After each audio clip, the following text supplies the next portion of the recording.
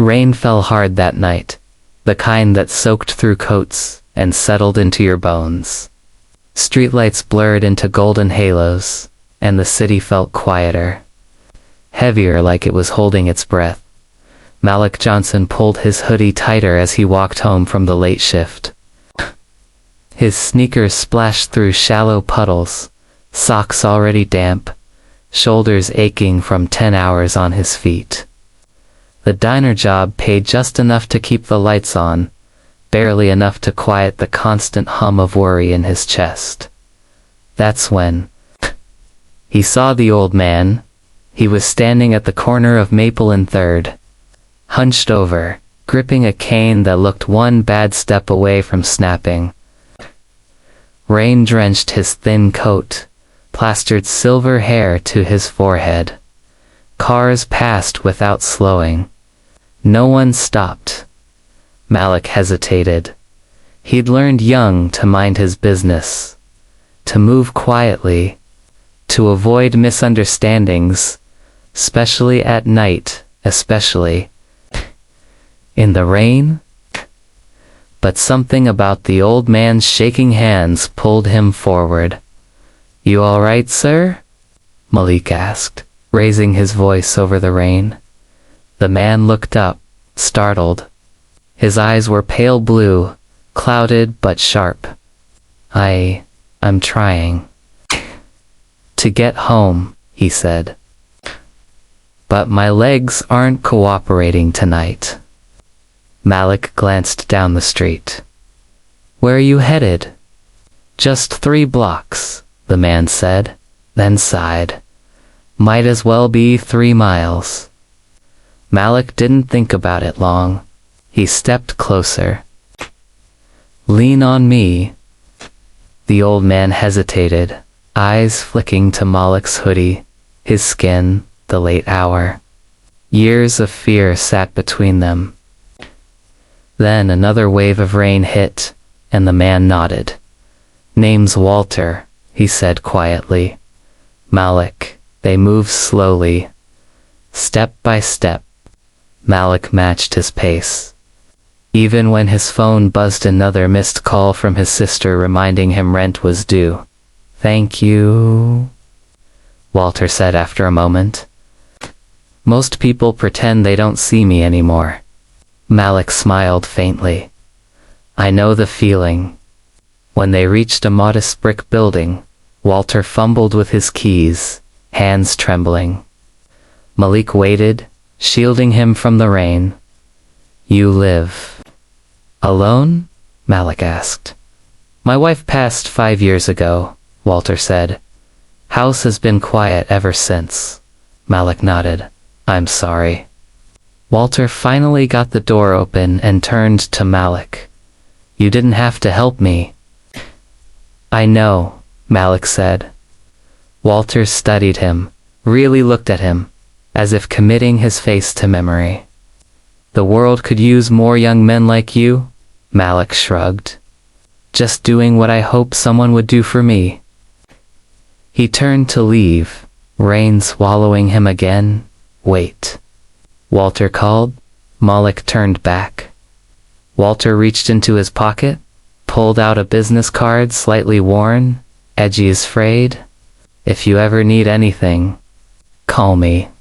Malik glanced at the name, Walter H. Collins. No title. No explanation. "Thank you," Malik said politely, slipping it into his pocket without much thought.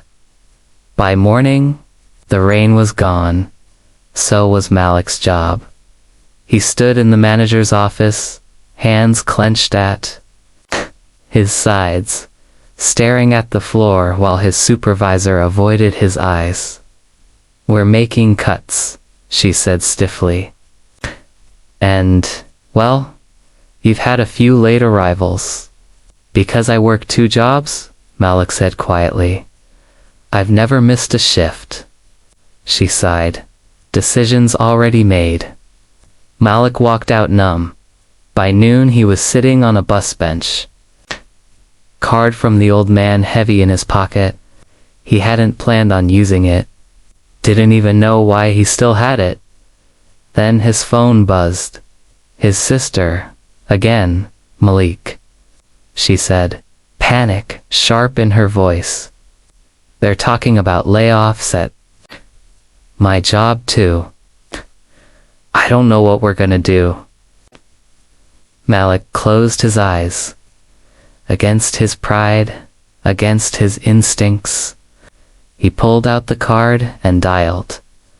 It rang once. Walter Collins, came the calm voice.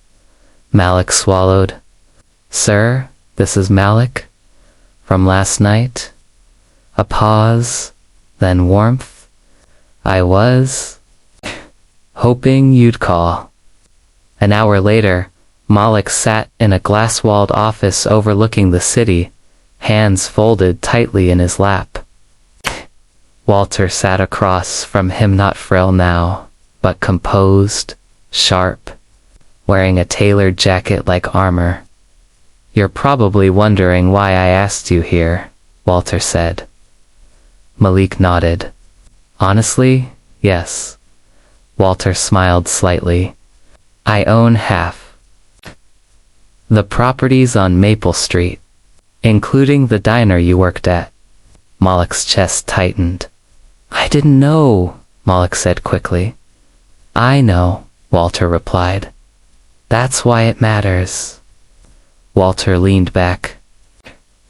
You helped me when you thought I was just an old man in the rain. No cameras, no witnesses, no benefit. He slid a folder across the desk.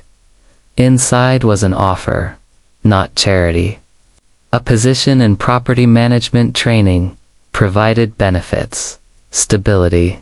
I don't give handouts, Walter said, but I do invest in character. Malik's eyes burned. Why me? Walter met his gaze.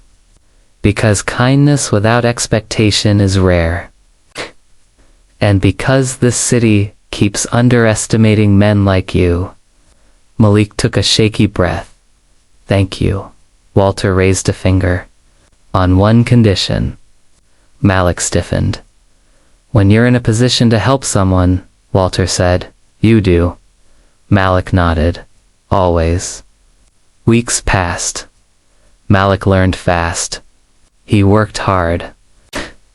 He helped his sister keep her job by connecting her with a tenant advocacy program Walter funded quietly. One afternoon, Malik was walking through the lobby of a downtown office building when he saw a woman arguing at the front desk. Her hands shook. Tears threatened. I've worked here 5 years, she said. You can't just let me go like this. Malik paused. He stepped forward. Is everything okay? She turned, startled. They say I messed up paperwork.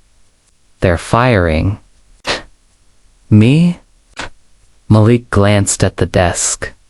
The name on the building directory. Collins Properties. He took a breath. Let me make a call, he said. An hour later. The woman sat in a conference room, job reinstated, head in her hands. Why would you help me? She asked. Malik smiled softly. Because once, someone helped me walk through the rain. That evening, Malik stood at the same corner where he'd met Walter weeks before. The streetlights flickered on, and the air smelled clean, hopeful. Walter joined him, cane tapping lightly. You've done well, Walter said. I just followed your example, Malik replied. Walter shook his head. No, you reminded me of mine. They stood in silence as cars passed, city alive around them, and the moral settled gently, like the rain that night. Kindness doesn't disappear, it circles back. Stronger, wider, touching lives you never expected. Sometimes, helping someone in their weakest moment doesn't just change their day, it changes your future.